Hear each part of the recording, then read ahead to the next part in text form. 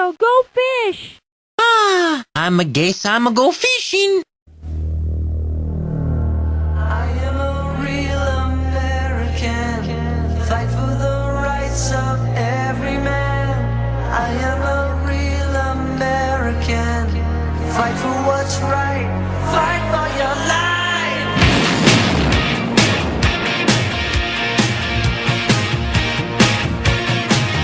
When it comes crashing down and it hurts inside, you gotta take a stand, it don't have to hide. If you hurt my friends, then you hurt my pride.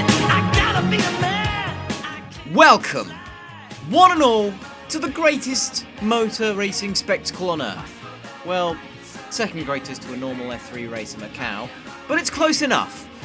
We're here for a very special reason, and that is the 73rd running of the Indianapolis 500, and it will start in just a small amount of time. And for some god-awful reason that isn't specified in the video, we have no adverts to segue to, which in professional terms sucks massive chode. So before we go off on a tangent like we usually do in this type of video, let's look at the grid.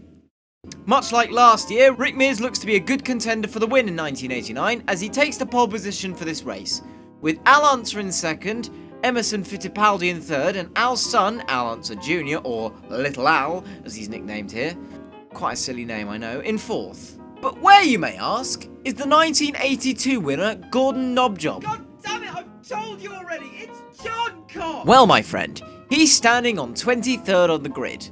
Yes, even further back than AJ fucking Foyt, who sits in 13th place. Yes, this is the comeuppance that John Cock gets for staying in the lead of the 1982 race. Or that, or he's slowly turning shit.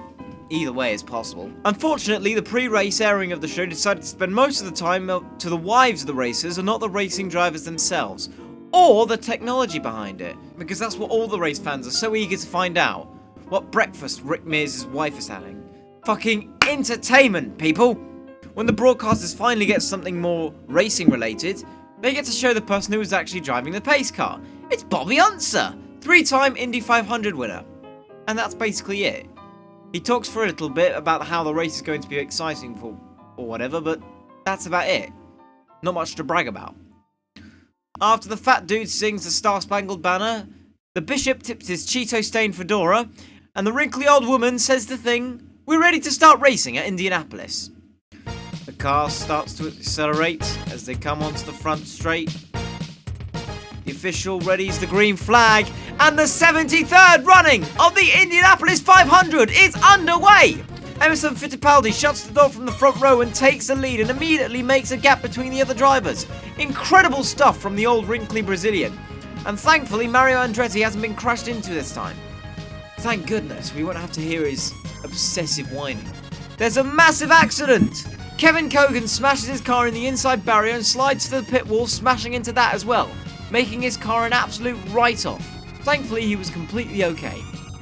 You see, this is what happens when you get children to do a man's job up front. So the safety car is deployed for the first time today. 4 laps in, may I remind you. We're in for a really long race. Oh!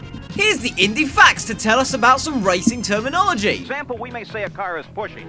Push or understeer is the tendency of the car to continue straight after the wheels are turned. Oh, so that's how Senna crashed. It all makes sense now.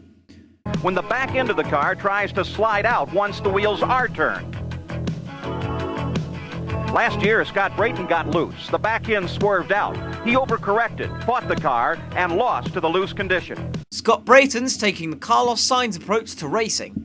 So the race is green flagged again, and it's Emerson Fittipaldi in the lead of the race, while Mario Andretti takes second place from Rick Mears into the first corner.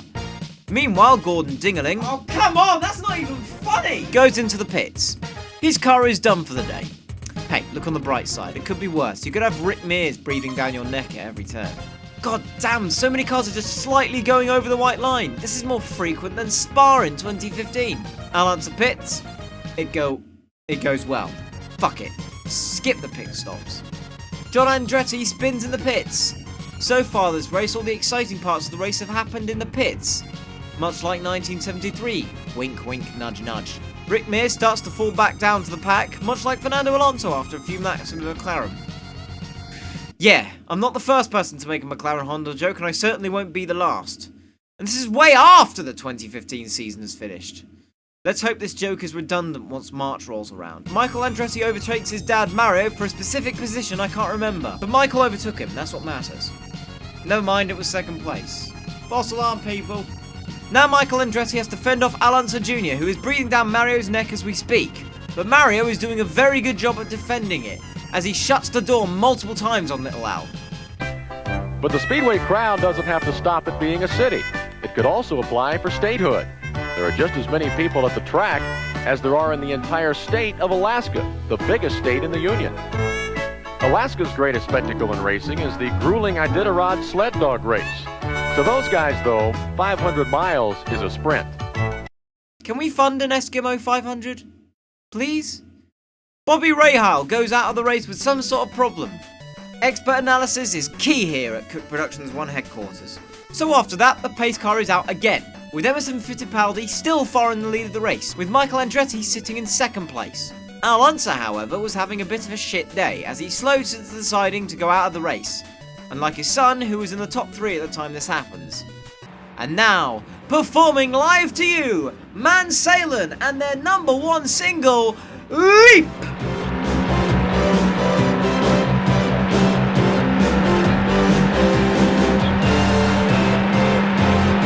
Little Al goes into the pits and Michael Andretti now leads the race for the first time today. How long do you reckon that'll last, eh? Well, not very long, because Emerson Fittipaldi takes the lead once again from Michael. And no, I'm not going to do that over-the-top Brazil shit I used to do back in F1. This is a different type of race, something more professional. Yeah, I'm calling indie professional.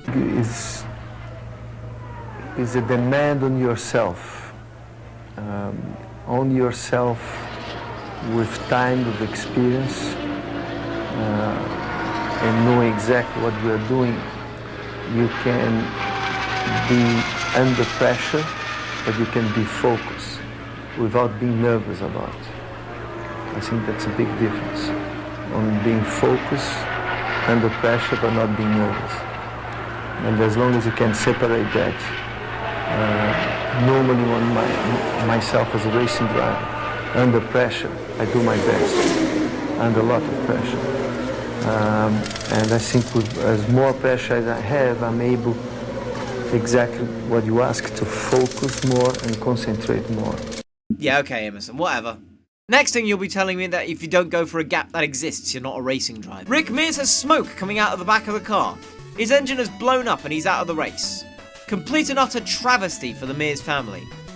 Not for Gordon Johncock, though. So at the halfway point of the race, Emerson Fittipaldi is in the lead of the race, with Michael Andretti second and Alonso Jr. in third. Meanwhile, Arie Luyendyk goes out with an engine problem and the yellow flag comes out again. For fuck's sake. I don't have any adverts to make fun of this time, it's really annoying. So the green flag comes out and Michael Andretti is still in the lead, with Emerson Fittipaldi in second place. That was to change quickly as they both pit, with Fittipaldi just in front of Andretti. God damn, these two just won't give up. This year's first semi-final pitted Al Unser Sr. driving a Penske backup car against his son Al Jr. The contest rewards the team that completes a simulated pit stop in the shortest period of time, and Little Al's crew did just that to move to the finals. In the second semi, Mario Andretti in the right lane faced off against Emerson Fittipaldi. The Andretti team, led by Colin Duff, was the winner with a stop of 13.649 seconds. This set up an Unser Andretti finale, with both crews confident of victory. Little Al's crew got to go to work first when their driver hit the stop marks. As the Andretti team then went to work, Unser's crew used split-second timing to finish their tasks. Mario's crew, meanwhile, faltered with problems tightening the left rear wheel. Sensing that the win was within grasp, Junior smokes the tires and crosses the timing lights with a clocking of 14.716 seconds. Only in the Indy 500 will you get a pit stop competition that gives away $25,000 just like that. Only in America. I swear there's about 50 Haas's in motorsport now, each from different families as well. During the break there was a yellow flag for some reason that I cannot remember, and the race was green flagged during the break, and Emerson Fittipaldi, for the 30th time that day, took the lead from Michael Andretti. But in usual Indy terms, that just lasts as long as Alex Rossi's race C, as Michael Andretti takes the lead away from Fittipaldi again. I may be seeing a pattern here. So at this point of the race, there are only 3 drivers who are in the lead lap of the race: Emerson Fittipaldi, Michael Andretti, and Al Unser Jr., while the 4th place man, Raul Boesel, is 5 laps behind. This is if like 3 Mercedes and 30 Manas were on the grid next year. If that's the case, please replace the Mercedes with Williams. Just for me. Would you believe it? Like father, like son, Michael Andretti's engine blows up. Like a sack of potatoes. Don't say it! Blowing up. For fuck's sake! So this safety car is out once again. And I thought I would get used to this. That obviously hasn't been the case. The race is green flagged again, and it's Al Unser Jr. versus Emerson Fittipaldi for the win of the Indy 500. But that lasts for what? A few laps? Because a wheel comes off of the car of Tero Palmroth, and the race is yellow flagged again. Now at this point in the race, Fittipaldi and Unser Jr. just meters away from each other as the race is green flagged without a safety car. What a turn up for the books! And now the battle is getting really, really close. In green flag conditions, these drivers are just 2 car lengths away from each other. With only 5 laps to go, they're side by side on the home straight. This is really, really tense. Into the 3rd turn, and Al Unser Jr. takes the lead with nearly 4 laps to go. This is incredible. Al Unser Jr. has to get through some back markers now. This is where Fittipaldi can possibly take back the lead of the race. Now they're side by side on the back stretch once again. As they come into turn 3, they touch, and Al Unser Jr. goes into the wall. I don't believe it. Emerson Fittipaldi has won this race if he just keeps going to the finish. And as the field comes into yellow conditions on the last lap of the race, Emerson Fittipaldi wins the 1989 Indianapolis 500. Oh my god, what an incredible race that was. Once again, Indy does not disappoint.